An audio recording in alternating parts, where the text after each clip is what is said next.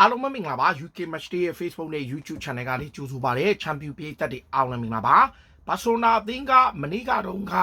အန်တိုနီဂေါ်ဒန်ကို Newcastle United အသင်းကနေခေါ်ယူဖို့သဘောတူညီမှုရရှိသွားခဲ့တယ်နောက်ဆက်တွဲအနေနဲ့အန်တိုနီဂေါ်ဒန်ကဒါမနေ့ကချက်ချင်းပဲဘာစီလိုနာကိုတွားပြီးတရားဝင်စစ်ဆေးမှုတွေပြုလုပ်ပြီးတော့ကမ္ဘာဖလားပြိုင်ပွဲအင်္ဂလန်အသင်းနဲ့တွားရောက်မပူးပေါင်းခင်မှာအပြောင်းရွှေ့အပြီးသက်ဖို့လုပ်တယ်ဆိုတော့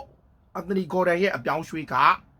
ဘာစီလိုနာကိုယူရိုတန်း80 plus 10တန်းအပြီးသက်ပြောင်းရွှေ့ချီတန်း80နဲ့ဒါဆုံးသက်ပြီးတော့ဒါတိတ်မကြခင်မှာ officially တရားဝင်ဂျာစီကင်နာတွေနဲ့ကြီးညာတော့မယ်အဲ့နေရာမှာအန်တိုနီဂေါ်ဒန်ကိုခေါ်ယူခဲ့ပြီးနောက်ဘာစီလိုနာရဲ့အာကစားဒရိုက်တာဒေကိုနဲ့လာပိုတာတို့ကဟူလီယန်အေဗရက်စ်ကကမ်ကိုထပ်ပြီးဆွေးနွေးတယ်မဒရစ်မြို့မှာပဲရှိတဲ့ဟူလီယန်အေဗရက်စ်ကအေဂျင့်ဖြစ်သူကိုဘာစီလိုနာဘက်ကဆွေးနွေးတယ်ကစားမကိုရအောင်စီယုံပြီးတော့ဟူလီယန်အေဗရက်စ်ကိုလက်ရှိမှာဘာစီလိုနာကပုဂ္ဂိုလ်ရေးဆိုင်ရာသဘောတူညီမှုရရှိသွားတယ်ဆိုတော့ပုဂ္ဂိုလ်ရေးဆိုင်ရာသဘောတူညီမှုဆိုတာကနှစ်ဖက်အသင်းကြားပြောင်းရွှေ့ခြင်းမဟုတ်ဘူးကစားမကိုအရင်စီယုံတယ်ကစားမကသူတို့ဘက်ကိုပြောင်းမယ်ခေါင်းငိမ့်မယ် contract စာချုပ်လောက်ခလာစာခံစား권တွေအားလုံး agreement ရရင် club to club တွားရောက်ဆွေးနွေးမှာဖြစ်တော့ဒါမနေ့ကဘာစီလိုနာအသင်းကဟူလီယန်အေဗရက်စ်ကိုတခါတည်းဆွေးနွေးရင်းနဲ့အခုဒီကနေ့မနက်ပိုင်းမှာပဲဘာစီလိုနာနဲ့ဟူလီယန်အေဗရက်စ်ကြားမှာ personal agreement ပုဂ္ဂိုလ်ရေးဆိုင်ရာ agreement ရတယ်ဒါပြောင်းရွှေ့ကြီးကအက်တလက်တီကိုမက်ဒရစ်တောင်းဆိုတဲ့ယူရိုတန်း150ကိုသူတို့ညှိနေရမှာဖြစ်တယ်လောလောဆယ်အနေထားအရဟူလီယန်အတွက်ဘာစီလိုနာအသင်းက9နှစ်စာချုပ်2031ခုနှစ်ထိစာချုပ်အပြင်အပိုတနစ်ထပ်တိုးခွင့်ပါတယ်2032ခုနှစ်ထိရှိတဲ့စာချုပ်နဲ့သဘောတူလိုက်တယ်ဆိုတော့ဟူလီယန်အေဗရက်စ်ကဘာစီလိုနာရဲ့အပြောင်းရွှေ့ဖြစ်ရင်9နှစ်စာချုပ်ချုပ်မယ်အပိုတနစ်ထပ်တိုးခွင့်ရမယ်ဒါအပြင်ဒါလောက်ခလာစာက bonus ခံစား권တွေအားလုံးအပါဝင်ကိုတစ်နှစ်ကိုယူရို18.5 သန်းရမယ်ဒါကအတိုင်ကိုမက်ဒရစ်မှာပေးတဲ့လောက်ခလာစာတဲ့ပိုများတဲ့လောက်ခလာစာမျိုးဖြစ်ပြီးတော့ယူရို18.5 သန်း bonus အပါဝင်ပေါ့လေဆိုတော့ basic က15သန်းလည်းဖြစ်ရင်ဖြစ်နိုင်တယ်14သန်းလည်းဖြစ်ရင်ဖြစ်နိုင်တယ် maybe 15သန်း plus အပူ 3.5 သန်းလည်းဖြစ်နိုင်တယ်ဥပမာအန်တိုနီဂေါ်ဒန်ကိုဘာစီလိုနာပေးတဲ့လောက်ခလာစာဆိုရင်10သန်းက basic salaryကျန်တဲ့3တန်းကျော်က3တန်းကသူ့ရဲ့ခံစား권ပွဲထွက်ခွင့်အောင်မြင်မှုနဲ့ bonus ကိုထပ်ပေးတယ်ဆိုတော့ကျွန်တော်အပြောင်းရွှေ့မှာအပ်တုံလို့ပေါ့ဆိုတော့ဒီအပြောင်းရွှေ့မှာဟူလီယန်အေဗရက်စ်ကဘာစီလိုနာနဲ့သူနဲ့ပဲပြီးသေးတာအက်တလက်တီကိုမက်ဒရစ်နဲ့မပြီးသေးဘူး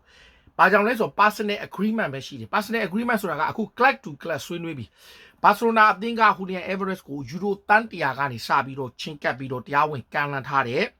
်အက်တလက်တီကိုမက်ဒရစ်ကတန်း150ထိကင်းခံထားတယ်ကျွန်တော်အပြင်တော့နှစ်သင်းကြားချနိုင်တယ်130လောက်ထိပဲစင်ကောင်းစင်နိုင်တယ်120 130 okay ဒါပါတော့ example အနေနဲ့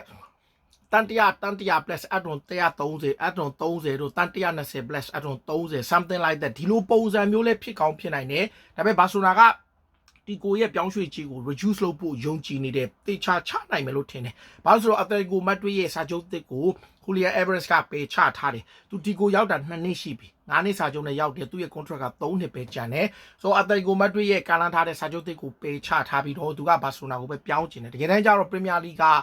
Arsenal အသင်းရဲ့ Chelsea ရဲ့နောက်ဥရောပက Paris Saint-Germain ရဲ့အသင်းတွေကသဘောကျတယ်။ဒါပေမဲ့လည်းဒီအသင်းတွေကိုပြောင်းဖို့ထက်သူကက်တလန်မှာသဘောကျတယ်အထက်အချိုင်ကျတယ်စပိန်မှာပဲဆက်နေခြင်းတဲ့အတွက်ကြောင့်ဘာစီလိုနာကိုရွေးချယ်မှာဖြစ်တယ်ဘာစီလိုနာကတကယ်တော့သူတို့ရဲ့နံပါတ်1 Lewandowski ထွက်သွားတဲ့အတွက်ကြောင့် Julian Alvarez ကသူတို့ရဲ့နံပါတ်1တကယ်လို့နံပါတ်1ပဲဖြစ်ရင်နံပါတ်2က Joao Pedro ကို target ထားတယ်နံပါတ်3ကတော့ Marcus Rashford ကိုအထောင်တိုက်စစ်မှုအနေနဲ့ပဲဆက်ခေါ်မယ်အဲ့ဒါကသူတို့ရဲ့ plan